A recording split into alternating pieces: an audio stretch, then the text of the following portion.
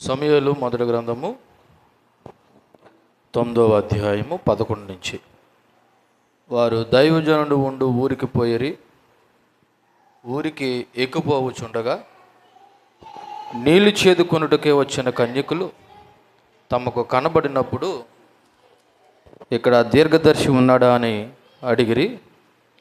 అందుకు వారు, ఇదిగో అతడు మీ ఎదుటనే ఉన్నాడు, త్వరగా పోయి కలుసుకొనుడి.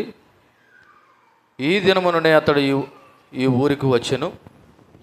నేడు ఉన్నత స్థలముల మందు జనులకు బలి జరుగును గనుక ఊరిలోనికి మీరు పోయిన క్షణమందే అతడు భోజనం చేయుటకై ఉన్నతమైన స్థలమునకు వెళ్ళక మునిపే మీరు అతను కనుగొందురు. అతడు రాక మునుపు జనులు భోజనం చేయురు. అతడు బలిని ఆశీర్వదించిన తర్వాత పిలువబడిన వారు భోజనం చేయుదురు. మీరు ఎక్కిపోండి, అతను చూచుటకు ఇదే సమయం అని చెప్పిరి. వారు ఊరికిలోకి రాగా ఉన్నతమైన స్థలమునకు పోవుచున్న సమూయేలు వారికి ఎదురుగా వచ్చెను. దేవునికి మహిమ కలుగును గాక. చిన్న ప్రార్థన. కృపామయుడా, కృపా సత్య సంపూర్ణుడా, మీ ఘనమైన నామములకు వందనాలు. ఈ చదవబడిన దైవ లేఖనములో నుండి నాతో మాతో మా అందరితో మీరు మాట్లాడమని ప్రార్థన చేస్తూ ఉన్నాం. ప్రభా, మీరు కృప చూపించి ఉండగా ఈ వాక్యం ద్వారా మరొక మారు మమ్మల్ని బలపరిచి విశ్వాసంలో స్థిరపరిచి మీ దైవ చిత్తమును మా జీవితాల్లో జరిగించమని ప్రార్థన చేస్తూ యేసుక్రీస్తు నామములో ప్రార్థన అడిగి వేడుకొనిచున్నాం తండ్రి, ఆమేన్. ఈ చదవబడినటువంటి ఈ సమూయేలు మొదటి గ్రంథం 9వ అధ్యాయంలో ఇశ్రాయేలు ప్రజల యొక్క కోరిక మేరకు దేవుడు వాళ్ళకి ఒక రాజును నియమించడానికి దేవుని ఏర్పాటులో భాగంగా ఇక్కడ సౌలు యొక్క పరిచయం 9వ అధ్యాయంలో మనకు కనబడుతూ ఉంది.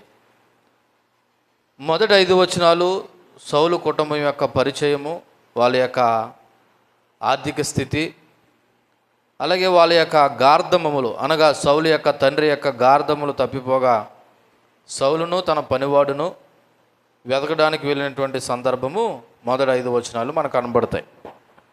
సో తర్వాత 5 వచనాల్లో మరి సమూయేలు అంటాడు, గార్ధముల మాట అలా ఉంచితే నన్ను బట్టి నా తండ్రి బెంగ పెట్టుకుంటాడు అని చెప్పి విచారపడతాడని చెప్పి సౌలు పనివాడితో అనగా, సరే పదండి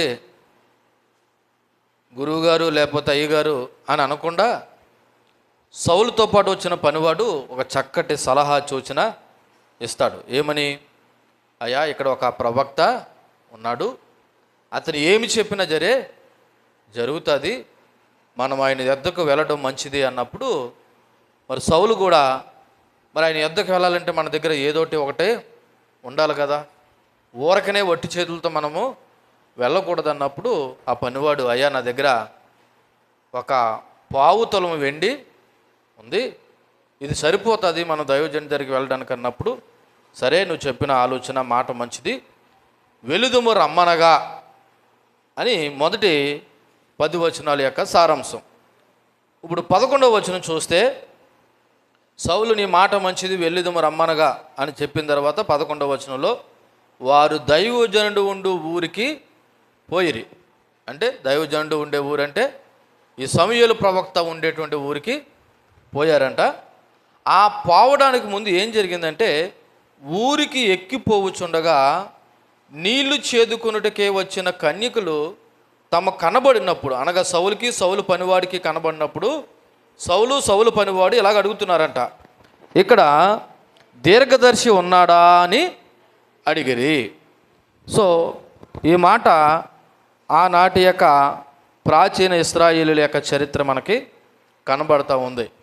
కారణం ఏంటంటే, మరి యవనస్తులు లేదా యవన కన్యకులు లేదా స్త్రీలు వాళ్ళకు కావాల్సిన నీరును నీళ్ళ బావి ఉన్న చోటకు వెళ్ళి తోడుకొని తెచ్చుకోవడం అనేది, ఇంటికి తెచ్చుకోవడం అనేది మరి ఆ రోజుల్లో వాళ్ళ యొక్క మరి జీవన విధానం. ఆ మాటకు వస్తే ఇప్పటికీ కూడా చాలా చోట్ల స్త్రీలు మరి నీళ్ళు ఉన్న చోటకి వెళ్ళి బిందులతో నీళ్ళు తెచ్చుకున్న సందర్భాలు బహుశా ఇక్కడ ఉన్న మీకు కూడా తెలుసు. ఈ మధ్యకాలంలో దేవుని కృపను బట్టి అందరిళ్ళలో బోర్లు ఉండడం వల్ల ఆ చెరువుల్లోకి బావిల దగ్గరికి వెళ్ళి నీళ్లు తెచ్చుకునేంత అవకాశం లేదు. కానీ కొన్ని సంవత్సరాల క్రితం మనం కానీ చూస్తే మనము కూడా బయటికి వెళ్ళి మరి చెరువుల్లో నుండి నీరు తెచ్చుకున్న సందర్భాలు మనకి తెలుసు. మరి ముఖ్యంగా స్త్రీలు అనబడుతున్న మీకు కూడా తెలుసు. సో వీళ్ళు వెళుతూ ఉండగా మరి వాళ్ళకి ఎదురుగా వచ్చినటువంటి ఆ కన్యకులు ఎందుకు వచ్చారంటే వాళ్ళు నీళ్ళు చేదుకోవడానికి వచ్చారు అంతే. ఎందుకు వచ్చారు అంటే నీళ్లు మోయడానికి లేదా నీళ్లు పట్టుకెళ్ళడానికి వస్తూ ఉంటే వీళ్ళు కనబడినప్పుడు వీళ్ళు వేసిన ప్రశ్న ఏంటో తెలుసా? ఇక్కడ దీర్ఘదర్శి ఉన్నాడా అంటే ఏంటి, ఇక్కడ ప్రవక్త ఉన్నాడా అని ఒక ప్రశ్న వాళ్ళు వేయడం జరిగింది. నిజానికి ఇది సాధారణమైన సహజమైన సంభాషణ కింద కనబడుతున్నా ఇక్కడ దేవుని యొక్క దైవికమైన ఏర్పాటు కనబడుతుంది. ఏంటో తెలుసా? సరైన సమయంలో సరైన చోట సరైన వ్యక్తుల ద్వారా సౌలుని దేవుడు సమూయేలు యొద్దకు నడిపిస్తున్నాడు. సరైన సమయంలో సరైన చోట సరైన వ్యక్తుల ద్వారా, ఇక్కడ వ్యక్తులు ఎవరంటే ఈ కన్యకులు, వీళ్ళ ద్వారా దేవుడు సౌలుని ఎవరి దగ్గర తీసుకెళ్తున్నాడు? సమూయేలు దగ్గరికి తీసుకెళ్తున్నాడు.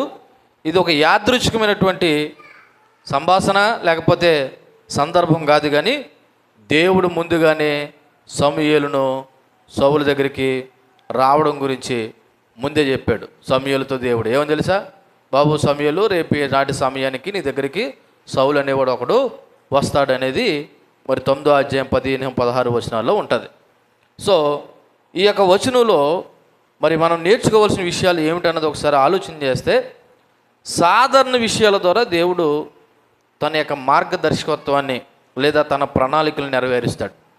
సాధారణ విషయాలంటే చూడండి, ఇప్పుడు ఈ సంభాషణ చదువుతున్నప్పుడు వాళ్ళు ఊరికి వెళ్తున్నారు, ఎదురుగా యవన బిడ్డలు కనబడ్డారు. ఇక్కడ దీర్ఘదర్శి ఉన్నారా అని అడిగారు అంతే. ఇది మాట్లాడితే మనము కూడా అప్పుడప్పుడు ఏదైనా ఊరికి వెళ్ళినప్పుడు పలానా వారి ఇల్లు ఎక్కడా అని అడిగినట్టుగానే ఉంది. కానీ ఈ సంభాషణ సాధారణమైన సంభాషణ కింద పైకి కనపడుతున్నా ఇది నిజానికి దేవుని యొక్క మార్గదర్శకత్వం సౌలు జీవితంలో కనబడుతూ ఉంది. సో మనం నేర్చుకోవాల్సిన విషయం తెలుసా? మన జీవితంలో కూడా దేవుడు చిన్న చిన్న సాధారణ సంఘటనల ద్వారా దేవుని యొక్క పెద్ద ఉద్దేశాన్ని మన జీవితంలో నెరవేరుస్తాడు. చిన్న చిన్న సాధారణ సంఘటనల ద్వారా దేవుడు మన జీవితంలో కూడా తన ప్రణాళికలను నెరవేరుస్తాడు. అది మొదటిది. రెండవది ఆచరణలో విశ్వాసం. ఆచరణలో విశ్వాసం అంటే పనివాడు చెప్పాడు. ఏమని చెప్పాడు? అయ్యా ఇక్కడ దీర్ఘదర్శి ఉన్నాడు, ప్రవక్త ఉన్నాడు, ఆయన దగ్గరికి మనం వెళ్దామంటే ఈయన వెళ్ళాడా వెళ్ళలేదా అంటే, ఆచరణలో విశ్వాసం అంటే ప్రవక్తను ఆశ్రయించడానికి ఒక సేవకుడు చేసిన సూచన నేను కొట్టివేయకుండా మరి ఆచరణలో పెట్టాడు. ఆచరణలో పెట్టాడంటే దాన్ని అమలుపరిచే విధంగా ప్రవక్త దగ్గరికి వెళ్తూ ఉన్నాడు.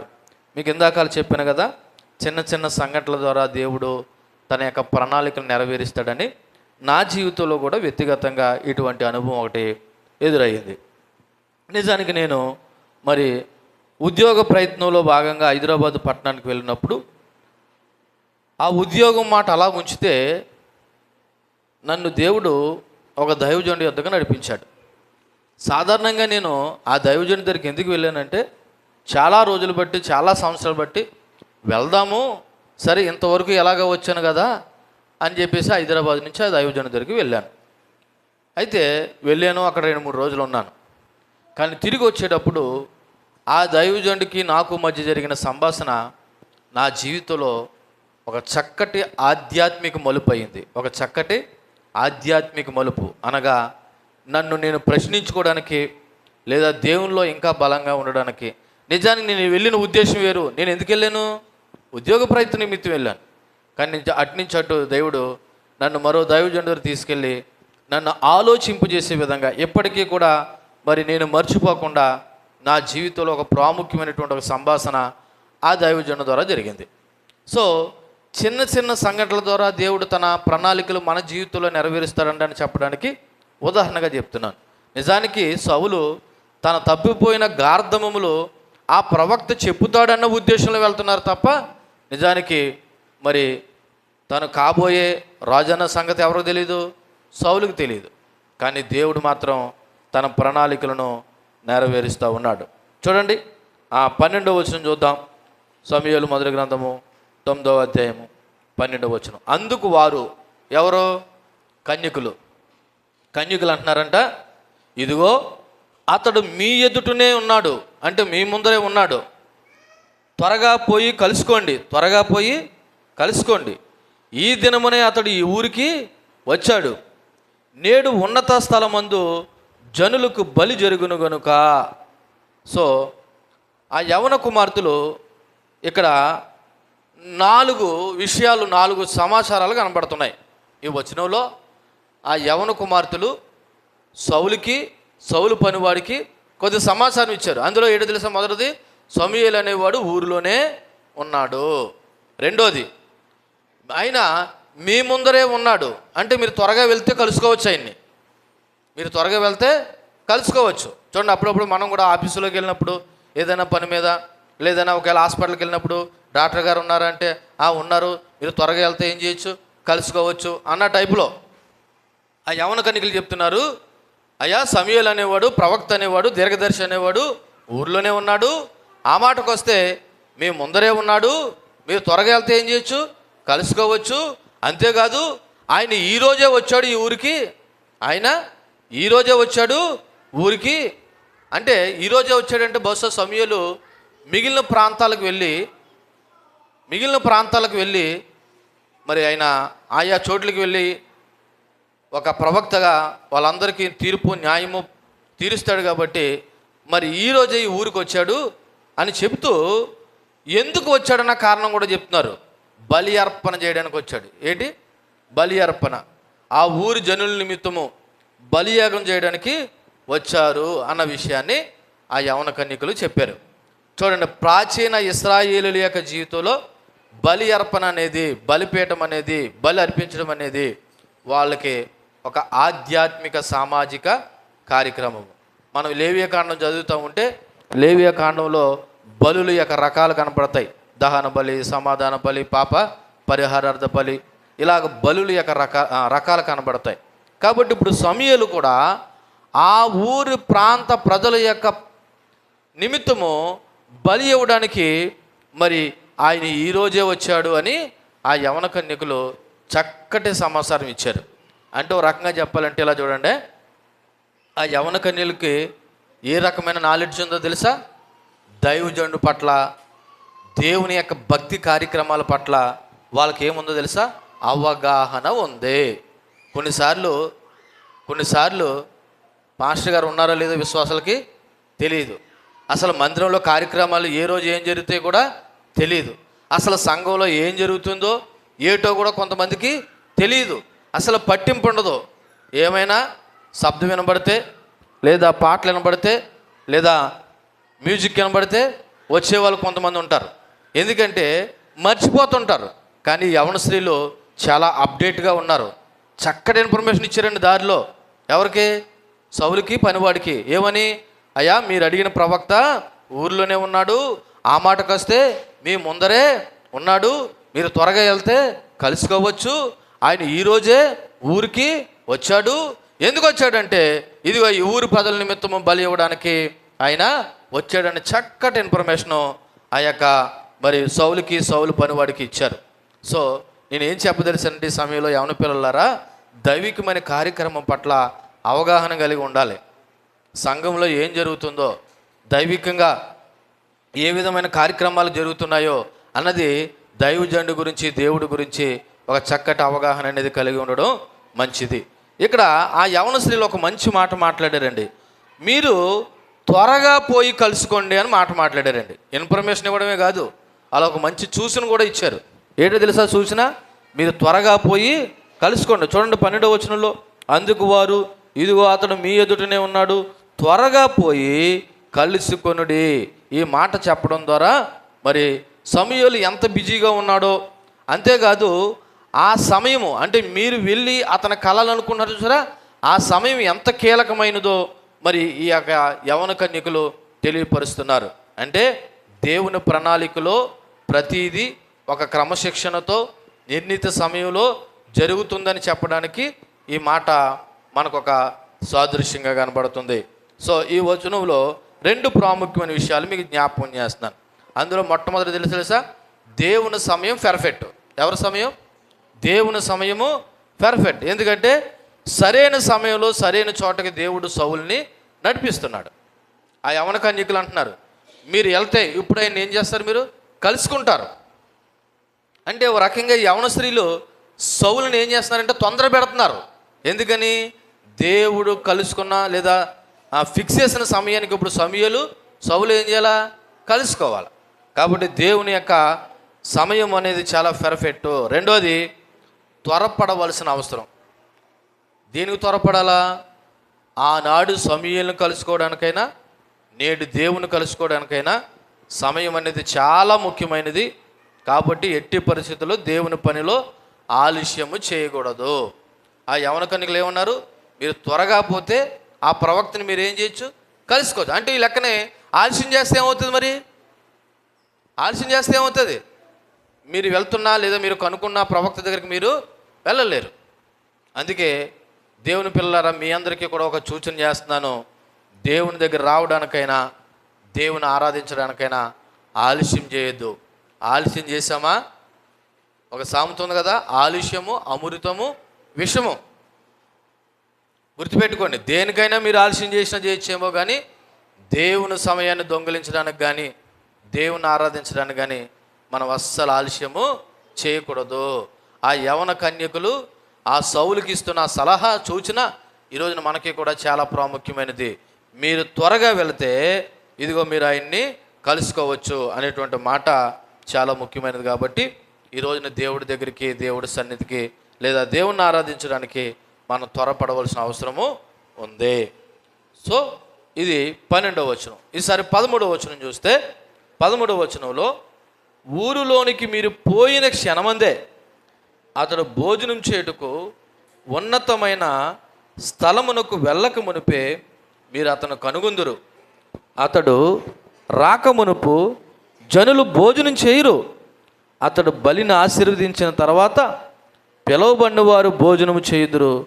మీరు ఎక్కుపొండి అతను చూచుటకు ఇదే సమయమని చెప్పిరి.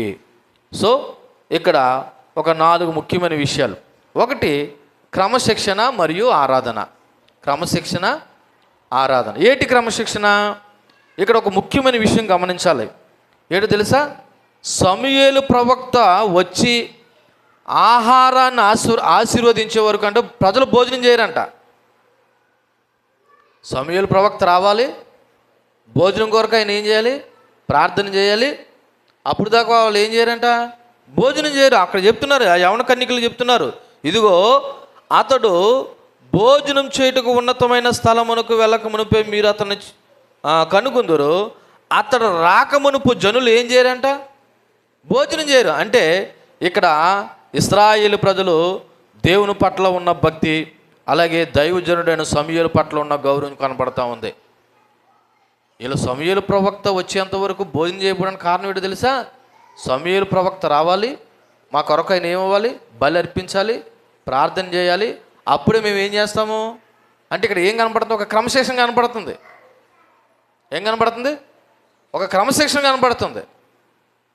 క్రమశిక్షణ. అంతేకాదు చక్కటి ఆరాధన కూడా కనబడుతుంది. అందుకే ఏదైనా పనిని దేవుని ఆశీర్వాదంతో ప్రారంభించాలి. ఏదైనా ఒక పనిని దేంతో ప్రారంభించాలి? దేవుని యొక్క ఆశీర్వాదంతో, అనగా ప్రార్థనతో మనం ఏం చేయాలంటే ప్రారంభించాలి. అది చిన్న పని అయినా పర్లేదు, పెద్ద పని అయినా పర్లేదు. మనం ఏ పని చేసినా దేంతో ప్రారంభించాలి? ప్రార్థన. దేవుని యొక్క ఆశీర్వాదాన్ని కోరుకోవాలి. పర్లేదు, చిన్నదే కదా, సరే నువ్వు దైవజనుని పిలవకపోయినా పర్లేదు, కానీ నువ్వైనా ఏం చేయాలా? ఇప్పుడున్న రోజులను బట్టి, ఆనాడంటే ఇశ్రాయేలు ప్రజలకి ప్రవక్తగా సమూయేలు ఉన్నాడు. సో ఒక దేవుని సేవకుడిగా ఆయన ఉన్నాడు. ఈ రోజున అనేక సంఘాలకి అనేక మంది సేవకులు ఉన్నారు. ఒకవేళ సేవకుడు అందుబాటులో ఉంటే మీరు పిలవండి, కాదంటలేదు. కనీసం సేవకుడిని పిలవకపోయినా మీరైనా ఏదైనా ఒక పనిని ప్రారంభించేటప్పుడు ఎలా చేయాలా? ప్రార్థనాపూర్వకంగా చేయాలి.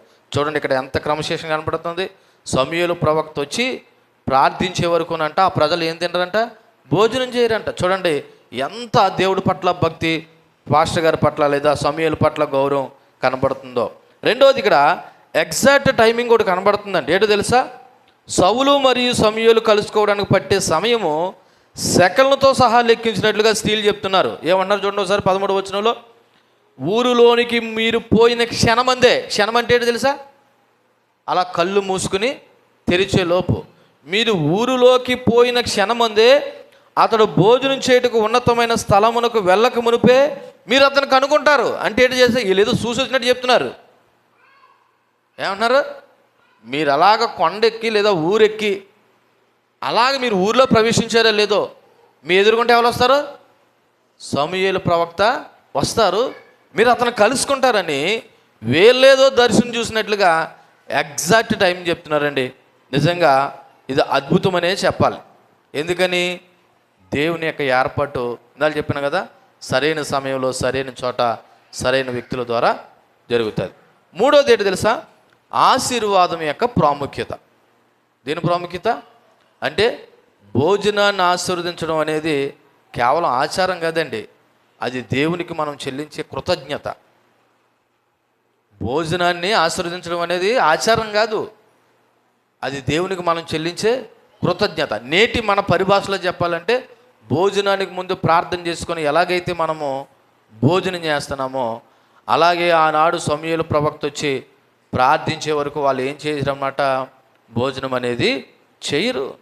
అందుకే నేటి క్రైస్తవ జీవన విధానంలో భోజనానికి ముందు ప్రార్థన అనేది మనం దేవునికి కృతజ్ఞతాస్తుతులు చెల్లించుట. ఇకపోతే నాలుగో మాట ఏంటంటే ఈ 13వ వచనంలో, మీరు ఇప్పుడే ఎక్కిపోయారంటే అతను మీరు కలుసుకోవచ్చని ఇక్కడ యవన కుమార్తెలు చెప్తున్నారు. సో ఈ రోజున మనం ధ్యానం చేసే అంశం పేరేంటో తెలుసా? ఇదే మిక్కిలి అనుకూలమైన సమయం, ఇదే తగిన సమయం. అలా అంటున్నారు. మీరే కానీ ఇప్పుడు వెళితే ఆ దైవజన్ని మీరు ఏం చేస్తూ కలుసుకోవచ్చు. అంటే ఇదే తగిన సమయం. ఈ సమయం దాటిపోయిందా మీరు ఆ దైవజన్ని ఏం చేయరు, కలుసుకోలేరు. ఒకళ్ళు ఇక్కడ ఉన్న యవన బిడ్డలకు చెప్తున్నాను, లేదా ఇంకా ఎవరైనా మారు మనసు పొందలేని వారికి చెప్తున్నాను, ఇదే మిక్కిలి అనుకూలమైన సమయం. మీరు మారు మనసు పొందడానికైనా, ప్రభువుని మీ సొంత రక్షకునిగా అంగీకరించడానికైనా, లేకపోతే మీరు మారు మనసు పొంది బాప్తీసాలు తీసుకోవడానికైనా ఇదే మిక్కిలి అనుకూలమైన సమయం. నాకు ఇంకా టైం ఉంది, నాకు ఇంకా సమయం ఉంది, నాకు ఇంకా బలం ఉంది, ఇంకా నాకు వయసు ఉంది అని అనుకోవడానికి ఏమీ లేదు. ఎందుకంటే నీ చేతిలో ఏమీ లేదు, ఎప్పుడు ఏమి సంభవిస్తుందో తెలియదు. కాబట్టి మీ అందరికీ ప్రేమపూర్వకమైన హెచ్చరిక ఏంటో తెలుసా? ఇదే మిక్కిలి అనుకూలమైన సమయము. ప్రభుని ఎవరైనా సొంత రక్షకునిగా అంగీకరించకపోతే ప్రభుని సొంత రక్షకునిగా అంగీకరించండి. ఆ యవన కుమార్తెలు అంటున్నారు, ఇదిగో మీరు ఊరిలోకి వెళ్ళిన క్షణమందే అతను మీరు ఏం చేస్తారు, కలుసుకుంటారు. కాబట్టి మీరు ఏం చేయొద్దు, ఆలస్యము చెయ్యొద్దు, ఇదే సరైన సమయమని మరి ఆయన యొక్క మార్గదర్శకత్వం మరియు ఆయన ప్రణాళికల నిశ్చయత గురించి ఇక్కడ సౌలుకి ఆ యవన కుమారులు ఏం చేస్తున్నారంటే భరోసా ఇస్తూ ఉన్నారు. ఈ వచనం నుండి ఓ 4 ముఖ్యమైన విషయాలు మీకు జ్ఞాపకం చేస్తాను. అందులో మొదటిది నిజమైన భక్తి. ఏంటి నిజమైన భక్తి? ఆ యొక్క ఊరి ప్రజలంట సమూయేలు వచ్చేంత వరకు ఏం చేయరని చెప్పాను, భోజనము చెయ్యరు. అంటే క్రమశిక్షణతో కూడిన జీవన విధానము. రెండోది దైవిక సమయపాలన అనేది ఖచ్చితంగా జరుగుతుంది. దైవిక సమయపాలన అంటే తెలుసా? ఎగ్జాక్ట్లీ ఏ టయానికి జరగాలో ఆ టయానికే జరుగుతుంది. మూడోది దేవుడు మనకిచ్చిన ప్రతి వాటిని బట్టి మనం దేవునికి ఏం చెల్లించాలి తెలుసా? కృతజ్ఞతాస్తుతి. ఆహారం విషయంలోనే కాదు, ఆరోగ్య విషయంలోనూ. ఉదయం నేను బేసిక్ హాస్పిటల్కి వెళ్ళినప్పుడు అక్కడ ఒక క్షయవ్యాధికి సంబంధించిన కొటేషన్ చూశాను, లేదా ఒక పాంప్లెట్ చూశాను. ఆ క్షయవ్యాధి కాదు, ఫైలేరియా బోధకాలు గురించి చూసినప్పుడు ఆ ఫైలేరియా అనేది ఒక దోమ వల్ల వస్తుందని, అది కుడితే ఏ అవయవాలు దెబ్బతింటాయన్నది అక్కడ ఫోటోలతో సహా వేసినప్పుడు నాకు అనిపించింది, మనిషి యొక్క ఆరోగ్యం పాడవడానికి పెద్ద యాక్సిడెంటే జరగక్కర్లేదు, చిన్న దోమ వల్ల కూడా మనిషి ఆరోగ్యము పాడైపోతుందని అక్కడ మరి బొమ్మలతో సహా వేసినప్పుడు నిజంగా దేవుడు మనల్ని ఎంత కృప చూపించి ఆ దోమకాటు గురి కాకుండా, అటువంటి భయంకరమైన వ్యాధులు రాకుండా మనల్ని ఎంత కాపాడుతున్నాడని నాకు అనిపించింది. ఎందుకో తెలుసా? దేవునికి కృతజ్ఞతాస్తులు చెల్లించడానికి మనకు కారణాలు అవసరం లేదు. ఆయన మనకు చేసిన ప్రతి మేలును బట్టి మనం దేవునికి ఏం చెల్లించాలి తెలుసా? కృతజ్ఞతాస్తులు చెల్లించాలి. నాలుగోది, దేవుని యొక్క మార్గదర్శకత్వము, ఆయన ప్రణాళికపై నమ్మకం ఉంచాలి. దేవుని యొక్క మార్గదర్శకత్వం అంటే ఆయన యొక్క లీడింగు, ఆయన సంకల్పము, ఆయన ఏర్పాటుకి మనం ఏం చేయాలంటే నమ్మకం ఉంచాలి. ఇది 13వ వచనం. ఇకపోతే 14వ వచనం, లాస్ట్ అండ్ ఫైనల్ చూడండి. ఆ 14వ వచనంలో, వారు ఊరిలోనికి రాగా, వారనగా సౌలు పనివాడు ఊరిలోనికి రాగా, ఉన్నతమైన స్థలమునకు పోవుచున్న సమూయేలు వారికి ఎదురుపడెను. 13వ వచనంలో ఆ యవన కుమార్తెలు ఏమైతే చెప్పారో అలాగే ఎగ్జాక్ట్లీ వాళ్ళు ఊర్లోకి రాగానే, అయినా కూడా ఉన్నత స్థలమున కంటే బలిపీఠం ఎక్కడైతే ఉందో ఆ కొండ మీదకి ఎక్కపోవడానికి ఎవరు వెళ్ళిపోతున్నారంట? సమూయేలు వెళ్ళిపోతున్నాడు. అంటే వీళ్ళు ఊర్లోకి వచ్చారు, సమూయేలు ఏం చేస్తున్నాడు? ఆ ఊర్లో నుండి పైకి ఎక్కిపోతున్నాడు. సో ఎగ్జాక్ట్లీ ఇద్దరు కూడా అక్కడ ఏం చేశారంటే కలుసుకోవడము జరిగింది. సో అనేక రోజులుగా గాడిదలు తప్పిపోయి నిరాశలో ఉన్నటువంటి అలసిపోయిన సౌలుకి చివరకు దేవుడు నిర్ణయించిన వ్యక్తి అనగా సమూయేలుని ముఖాముఖిగా కలుసుకునే ఘట్టము ఈ 14వ వచనం. సో ఈ వచనంలో 3 విషయాలు జ్ఞాపకం చేస్తే, మొదటగా దైవిక కలయిక. ఏంటి దైవిక కలయిక? సౌలు పట్టణంలోకి వెళ్తున్నాడు, సరిగ్గా అదే సమయంలో సమూయేలు వస్తున్నాడు. ఇది కేవలం యాదృచ్ఛికం కాదు, దైవ సంకల్పం. రెండోది సమయపాలన. రెండోది ఏంటి? సమయపాలన. ఒకవేళ ఇలా చూడండి, నా వైపు ఒక్క 5 సెకండ్లు లేదా 5 నిమిషాలు సౌలు ఆలస్యంగా వచ్చినా, లేదా ఒక 5 నిమిషాలు సమూయేలు ముందుగా పోయినా అక్కడ ఏం జరిగేది? వాళ్ళిద్దరూ తారసపడేవారు కాదు, కలుసుకునేవారు కాదు. కాబట్టి మరి ఎగ్జాక్ట్లీ సమయపాలన, ఈ సౌలు సమూయేలు కలవడానికి మరి సరైనటువంటి ఖచ్చితమైనటువంటి సమయపాలన అనేది ఇక్కడ కనబడ్డది. మూడోది ఇలా చూడండి, సౌలు సమూయేలుని వెతుకుతున్నాడు, అదే సమయంలో దేవుడు సౌలుని సమూయేలు ఎదుగు తీసుకెళ్తున్నాడు. సౌలు ఎవరిని వెతుకుతున్నాడు? సమూయేలుని. అదే సమయంలో దేవుడు ఏం చేస్తున్నాడు? సౌలుని సమూయేలు ముందరకు తీసుకెళ్తున్నాడు. సో ఈ వచనం నుండి నేర్చుకోవాల్సిన విషయాలు ఒక 4 ఉన్నాయి. ఏడో తెలుసా? దేవుని ప్రణాళికలు ఎప్పుడు ఆలస్యం కావు. జరగాలన్న సమయానికి ఏమైపోతాయి? జరిగిపోతాయి. రెండోది, సౌలు దృష్టిలో ఓడిపోయిన వ్యక్తిగా పట్టణంలో అడుగు పెడుతున్నాడు. సౌలు యొక్క ఆంతరంగికంగా తన హృదయంలో ఒక ఓడిపోయిన వ్యక్తిగా, అంటే ఏంటి తెలుసా? కనీసం ఈ ప్రవక్త దగ్గరికి వెళ్తే నా తప్పిపోయిన గార్ధములనైనా చెబుతాడు అన్నట్టుగా ఒక ఓడిపోయిన వ్యక్తిగా పట్టణంలోకి ప్రవేశించాడు. కానీ దేవుని దృష్టిలో అతడు ఇశ్రాయేలీయులకు కాబోయే రాజుగా అడుగుపెట్టాడు. దేవుని దృష్టిలో ఇశ్రాయేలీయులు కాబోయే రాజుగా ఆ పట్టణంలోకి అడుగుపెట్టాడు. 3, మనము సమస్యలతో దేవుని దగ్గరికి వెళ్తున్నప్పుడు దేవుడు ఆ సమస్యలను గొప్ప అభిషేకంగా మారుస్తాడు. మనము సమస్యలతో దేవుడి దగ్గరికి వచ్చినప్పుడు దేవుడు ఆ సమస్యలను ఎలా మారుస్తున్నాడు? గొప్ప అభిషేకంగా మారుస్తున్నాడు. ఎలా మారుస్తున్నాడండి? గొప్ప అభిషేకంగా మారుస్తున్నాడు. 4వది, మనం దేవుని చిత్తం కోసం వెతికితే ఆయన తన మార్గాలను మనకు ఎదురుగా ఉంచుతాడు.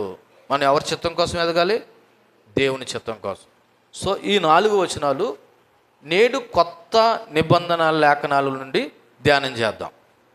ఇక్కడ సౌలు యొక్క జీవితంలో సమూయేలు సౌలు యొక్క కలయిక మనం చూసాం. ఈ 4 వచనాలు. ఇదే 4 వచనాల నుండి ఒక 4 ముఖ్యమైన విషయాలు నూతన నిబంధనను చూద్దాం. దేని నుండి? నూతన నిబంధన. అందులో మొదటిది ఏంటంటే దేవుని ఏర్పాటు మరియు సరైన సమయం. దేవుని ఏర్పాటు. ఇప్పుడు సమూయేలు సౌలు ఇద్దరు కలుసుకోవడం దేవుని ఏర్పాటు అంటారా? ఓకేనా? ఒకసారి మన గలతీయులకు రాసిన పత్రిక 4వ అధ్యాయము 4వ వచనం చదువుదాం. గలతీయులకు రాసిన పత్రిక 4వ అధ్యాయము. అయితే కాలము పరిపూర్ణమైనప్పుడు దేవుడు తన కుమారుని పంపెను. ఇది ప్రభువైన యేసుక్రీస్తు గురించి చెప్పిన సందర్భం. యేసు ప్రభు ఈ లోకానికి రావాలని తండ్రి అయిన దేవుడు ఎప్పుడో ఫిక్స్ అయ్యాడు, ఎప్పుడో నిశ్చయించుకున్నాడు. కానీ ఇంతవరకు కాలం ఏమవ్వలేదు, పరిపూర్ణం కాలేదు. ఒకరోజు కాలం పరిపూర్ణమైంది. తండ్రి అయిన దేవుడు తన కుమారుడైన యేసుక్రీస్తుని ఈ లోకానికి పంపించాలనుకున్నాడు. సో దేవుడు ఏదైనా చేశాడంటే ఆయనకు ఒక సమయపాలన ఉంటుంది, ఒక ఏర్పాటు ఉంటుంది. ఆ ఏర్పాటు ప్రకారము దేవుడు చేస్తాడని చెప్పడానికి ప్రభు అని యేసుక్రీస్తు యొక్క జననమే ఒక ఉదాహరణ. ఆయన కాలము పరిపూర్ణమైనప్పుడు దేవుడు అంట తన కుమారుని ఏం చేశాడంట, ఈ లోకానికి పంపాడు. ఎలా పంపాడంటే ఆయన స్త్రీ యందు పుట్టి మనము దత్తపుత్రులు కావాలని ధర్మశాస్త్రానికి లోబడి ఉన్న వారిని విమోచించడానికే ధర్మశాస్త్రానికి లోబడ్డాడని అక్కడ రాయబడి ఉన్నది. మరొక మాట, రోమీలకు రాసినటువంటి పత్రిక 8వ అధ్యాయము 28వ వచనాన్ని కూడా చూసినట్లయితే, రోమీలకు రాసిన పత్రిక 8వ అధ్యాయము, దేవుని ప్రేమించే వారికి అనగా ఆయన సంకల్పం చొప్పున పిలువబడిన వారికి మేలు కలుగుటకే సమస్తము కూడా సమకూడి జరుగుచున్నదని ఎరుగుదుము. చూడండి, ఎవరికంట సమస్తము మేలుగా ఎంచబడుతుంది? దేవుని ప్రేమించే వారికి. దేవుని ప్రేమించే వారికి అంట ఇలా చూడండి, కీడు కూడా ఎలా మారిపోద్ది తెలుసా? మేలుగా మారిపోద్ది. అక్కడ రాయబడిన మాట, దేవుని ప్రేమించే వారికి అనగా ఆయన సంకల్పం చొప్పున పిలువబడిన వారికి మేలు కలుగుటకే సమస్తం కూడా ఏంటంట సమకూడుప. ఎవరో సమకూర్చక్కర్లేదు, దేవుడు ఏం చేస్తాడు? అన్నీ సమకూర్చేస్తాడు. ఎవరికి? కండిషన్ ఎవరికి? దేవుణ్ణి ప్రేమించేవారు. దేవుని ప్రేమించడం అంటే ఏంటి? ఐ లవ్ యూ జీసస్ అని 100 సార్లు చెప్తే దేవుని ప్రేమించడమేనా? కాదు. ఆయన ఆజ్ఞల ప్రకారంగా నడవడమే దేవుణ్ణి ప్రేమించడం అనేది యోహాను సువార్తలో మనకి రాయబడి ఉన్నది. మొదటిది ఏంటంటే దేవుని ఏర్పాటు మరియు సరైన సమయం. కాలం పరిపూర్ణమైనప్పుడు దేవుడు ఏం చేస్తాడంటే తన సంకల్పం చొప్పున పిలువబడిన వారందరికీ సమస్తాన్ని ఎలా మారుస్తాడు? మేలుగా మారుస్తాడు. రెండోది, దేవుడే వ్యక్తులను నడిపిస్తాడు. ఎవరు? దేవుడే వ్యక్తులు నడిపిస్తాడు. ఇప్పుడు సమూయేలు దగ్గర సౌలుని ఎవరు నడిపించారు? పనోడా? ఆ యవన కుమార్తెలా? లేదు, దీని వెనకాల డైరెక్టర్ ఎవరు? దేవుడు. కాకపోతే పనోని వాడుకున్నాడు, అక్కడ యవన కుమార్తెల్ని వాడుకున్నాడు. పనోడు ఆ విధమైన సలహా ఇవ్వడానికి దేవుడు వాడుకున్నాడు. ఇక్కడ మీరు వెంటనే పట్టణంలోకి వెళ్తే మీరు సమూయేలుని ఎదుర్కోవచ్చని వాడుకోవడానికి ఎవరిని వాడుకున్నాడు? అక్కడ యవన కుమార్తెను వాడుకున్నాడు. కానీ అల్టిమేట్గా వీటంతటికి డైరెక్షన్ ఎవరంటే దేవుడే. కాబట్టి దేవుడే వ్యక్తులు నడిపిస్తాడనడానికి ఒక్కసారి మనం అపోస్తుల కార్యాలు 8వ అధ్యాయము 26వ వచనం చూద్దాం. అపోస్తుల కార్యాలు 8వ అధ్యాయము 26వ వచనం. ప్రభువు దూత, నువ్వు లేచి దక్షిణంగా వెళ్ళి యెరూషలేము నుండి గాజాకు పోవు అరణ్య మార్గం కలుసుకోమని ఫిలిప్పుతో చెప్పగా అతడు లేచి వెళ్ళెను. అప్పుడు ఐతోఫీలు రాణి అయిన కందాకే కింద మంత్రి అయి ఆమె యొక్క ధనాగార అంతటి మీదనున్న ఐతీపుడైన నపుంసకుడు ఆరాధించడానికి ఎక్కడికి వెళ్తున్నాడంట? యెరూషలేమునికి వచ్చి ఉండెను. సో ఈ సందర్భం ఏంటంటే, మరి ఆయన ప్రవక్తని యెషయా గ్రంథం చదువుతున్నాడే కానీ అతనికి అర్థం కావట్లేదంట. ఏడంటే అర్థం కావట్లేదంట. అప్పుడు ప్రభు ఆత్మ ఫిలిప్పుతో చెప్పి, నువ్వు అర్జెంటుగా వెళ్ళు, ఇదిగో కందాకే అనబడుతున్న మరి రాణి అయినటువంటి కందాకే కింద ఒక మంత్రిగా ఉన్నటువంటి ఈ యొక్క నపుంసకుడు అనబడుతున్న ఐతీపుడి దగ్గర నువ్వు అర్జెంటుగా వెళ్ళు, అతను కలుసుకోమని దేవుడు ఏం చేశాడంటే ఆ ఫిలిప్పుని ఎవరి దగ్గర నడిపించాడు? ఆ నపుంసకుడి దగ్గర నడిపించాడు. అంటే దేవుడే మనుషులను ఆయా వ్యక్తులను కలవడానికి ఏం చేస్తాడు? నడిపిస్తాడు. అదే అపోస్తుల కార్యాలు 10వ అధ్యాయము 19-20 వచనాలు కూడా చూస్తే, ఇదిగో పేతురు ఆ దర్శనం గురించి యోచించుండగా ఆత్మ, ఇదిగో 3 మనుషులు నిన్ను వెదుగుచున్నారు, నువ్వు లేచి క్రిందకి దిగి సందేహింపక వారితో కూడా వెళ్ళుము, నేను వారిని పంపి ఉన్నానని అతనితో చెప్పాను. పేతురు ఆ మనుషుల యొద్దకు దిగి వచ్చి, ఇదిగో మీరు వెదుగుచున్న వాడిని నేనే, మీరు వచ్చిన కారణం ఏమని అడిగాను. పేతురు గారేమో మిద్ది మీద ఉండి ప్రార్థన చేసుకున్నకెళ్తే దేవుడు నెక్స్ట్ ఎవరింటికి వెళ్ళాలన్నది పేతురు గారికి దర్శన రూపంలో చూపిస్తున్నాడంట. ఆ దర్శన రూపంలో చూస్తూనే ఉన్నాడు. ఇదిగో ఇంటికాడికి కొంతమంది మనుషులు వచ్చారంట. వచ్చినప్పుడు దేవుడు అంటున్నాడంటే పేతురుతో, ఇదిగో నేను వెతుక్కుంటూ కొంతమంది వచ్చారు, నువ్వు వెళ్ళు, వాళ్ళతో నువ్వు సందేహింపకు, వాళ్ళు నేనే పంపించాను అన్నప్పుడు ఆయన మిద్ది దిగి, ఇదిగో మీరు వెతుకుచున్న మనుషుల్ని నేనే అని వాళ్ళతో చెప్పాడంట. ఈ మాట నేను ఎందుకు గుర్తు చేశానంటే, ఇప్పుడు ఆ మనుషులని పేతురు గారిని వెతకడానికి ఎవరు పంపించారు? దేవుడే పంపించాడు. అంటే దేవుడే వ్యక్తులను ఏం చేస్తారనమాట? నడిపిస్తాడు. ఇక మూడోది వెతకటం మరియు కనుక్కోవడం. వెతకటం మరియు ఈ సౌలు సమూయేలుని వెతికాడా లేదా? సౌలు ఎవరిని వెతికాడు? సమూయేలుని వెతికాడు. ఇప్పుడు మనం కూడా ఏం వెతకాలన్నది ఒకసారి చూస్తే మత్తయి సువార్త 6వ అధ్యాయము 33వ వచనం చూద్దాం. మత్తయి సువార్త 6వ అధ్యాయము 33వ వచనం చదవండి. అక్కడ ఏం రాయబడి ఉన్నది? కాబట్టి మీరు అనగా మనము ఆయన రాజ్యాన్ని, ఆయన నీతిని మొదలు వెతకండి, అప్పుడు అన్నీ మీకు ఏం చేస్తాయి? అనుగ్రహింపబడతాయి. ఈ రోజున మనుషులకి ఏం కావాలండి? తినడానికి తిండి కావాలా? కట్టుకోవడానికి బట్టలు కావాలా? ఉండడానికి ఇల్లు కావాలా? ఇక్కడ ఈ మూడు లేవన్న వాళ్ళు ఒకసారి దేవుని స్తోత్రం చెప్పండి. అందరికీ కూడా సమృద్ధిగా ఉన్నాయి కదా, కావలసిన బట్టలు ఉన్నాయి, ఉండడానికి ఇల్లు చిన్నదో పెద్దదో ఉంది, ఇంకా తినడానికి తిండి కూడా సమృద్ధిగా ఉంది. ఇవి కాకుండా మనం ఇంకా ఏం చేస్తాం తెలుసా? నాకు అది ఉంటే బాగున్ను, ఇది ఉంటే బాగున్ను, లేకపోతే ఇంకొకరు వాళ్ళ అవసరాలను బట్టి, వాళ్ళ నీడ్స్ని బట్టి ఏం చేస్తారంటే ఆలోచిస్తారు, ఆశపడతారు. తప్పులేదు. దేవుడు ఏమన్నాడు తెలుసా? మీకు అన్నీ కావాలంటే ముందు నా నీతిని, నా రాజ్యాన్ని వెతకండి అంటున్నాడు. అంటే ఇప్పుడు వెతకడం అనేది చాలా ముఖ్యమైనదే. కానీ మనం ఏం వెతుకుతున్నాం? భౌతికమైన లోక సంపదమైన వాటిని వెతుకుతున్నాం. కానీ దేవుడు ఏమేమి వెతకమంటున్నాడు? మీరు చూస్తే 33వ వచనంలో కాబట్టి మీరు ఆయన రాజ్యాన్ని, నీతిని వెతకండి అనే దాని ముందు ఒక మాట ఉంది. మొదట అంటే ఫస్ట్ ప్రయారిటీ ఎవరికి ఇవ్వాలన్నమాట? దేవునికి ఇవ్వాలా. ఫస్ట్ ప్రయారిటీ ఎవరికి ఇవ్వాలా? దేవునికి ఇవ్వాలా. నువ్వు రోజులు అవ్వచ్చు, జీవితంలో అవ్వచ్చు, నీ మొదటి ప్రాధాన్యత ఎవరంటే దేవుడే. దేవుని రాజ్యాన్ని, ఆయన నీతిని వెతికితే అక్కడ రాయబడి మాట్లాడి తెలుసా? అప్పుడు అన్నీ, ఎప్పుడు? నువ్వు వెతికినప్పుడు అప్పుడు అన్నీ కూడా నీకు ఏమవుతాయంట? అనుగ్రహింపబడతాయి. ఇక్కడ ప్రాబ్లం ఏమొచ్చిందో తెలుసా? మనం దేవుని వెతకము, ఆయన నీతిని కూడా కనుగోము. కానీ మనకు కావాల్సిన అన్నీ మాత్రం ఎవరు ఇచ్చేయాలా? దేవుడు ఇచ్చేయాలి. కానీ ఆయన ఏమనంటున్నాడు? ఏమనంటున్నాడు? ఎందుకు ఏమనంటున్నాడు? మీరు మొదట నా నీతిని, నా రాజ్యాన్ని వెతకటం లేదు కాబట్టి మీరు అడిగిన అన్నీ చూడండి నేను ఏం చేయట్లేదు. ఇదే యాకోబు పత్రికలు అంటాడు దేవుడు, ఇదిగో మీరు ఏమడిగినను సుఖభోగాల నిమిత్తం అడుగుతున్నారు అంటాడు. అంతే తప్ప ఆయన రాజ్యాన్ని, ఆయన నీతిని నెరవేర్చడానికి మనము అడగట్లేదు. కాబట్టి మనం వెతకడము లేదా కనుగొనడం అనేది చాలా ముఖ్యము. అదే మత్తయి సువార్త 7వ అధ్యాయము 7వ వచనం కూడా చూస్తే 7వ అధ్యాయం 7వ వచనంలో అడుగుడి మీకు ఇవ్వబడును, వెతకుడి మీకు దొరుకును, తట్టుడు మీకు తీయబడును, అడుగు ప్రతివాడును పొందును, వెతికిన వానికి దొరుకును, తట్టువాడికి తీయబడును అని ఇక్కడ మంచి వాగ్దానాలు కనబడుతున్నాయి. మరి అడుగుతుంటే దేవుడు ఎందుకు ఇవ్వట్లేదండి అంటే కారణం ఏంటో తెలుసా? మనం ఏం అడిగినా ఎందుకు అడుగుతుందో తెలుసా? మన మహిమ కొరకు, ఘనత కొరకు అడుగుతున్నాం తప్ప దేవుని యొక్క మహిమ, ఘనత కొరకు అడగట్లేదు. దేవుడు మంచి వాగ్దానాలు ఇచ్చాడు మనకి. అడగమన్నాడు, తట్టమన్నాడు, తీయమన్నాడు, ఇవన్నీ ఇచ్చాడు. కానీ మనం అడిగే విధానము, ఆయన్ని వెతికే విధానం అనేది కొద్దిగా సైడ్ ట్రాక్ పెట్టింది. మన కరెక్ట్ విధానంలో కరెక్ట్ ప్రాపర్గా మన ప్రభుని కానీ వెతికితే లేదా కనుక్కుంటే అవన్నీ కూడా దేవుడు మనకి అనుగ్రహిస్తాడు. చివరిగా 4వ మాట, అంటే ఈ నూతన నిబంధనలో 4వ మాట ఏంటో తెలుసా? మత్తయి సువార్త 14వ అధ్యాయము 19వ వచనం. మత్తయి సువార్త 14వ అధ్యాయము 19వ వచనం చూడండి. పచ్చిక మీద కూర్చుండమని జనులకు ఆజ్ఞాపించి 5 రొట్టెలను 5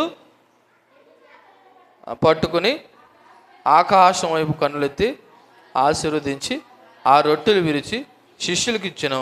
శిష్యులు జనులకి ఏం చేశారు?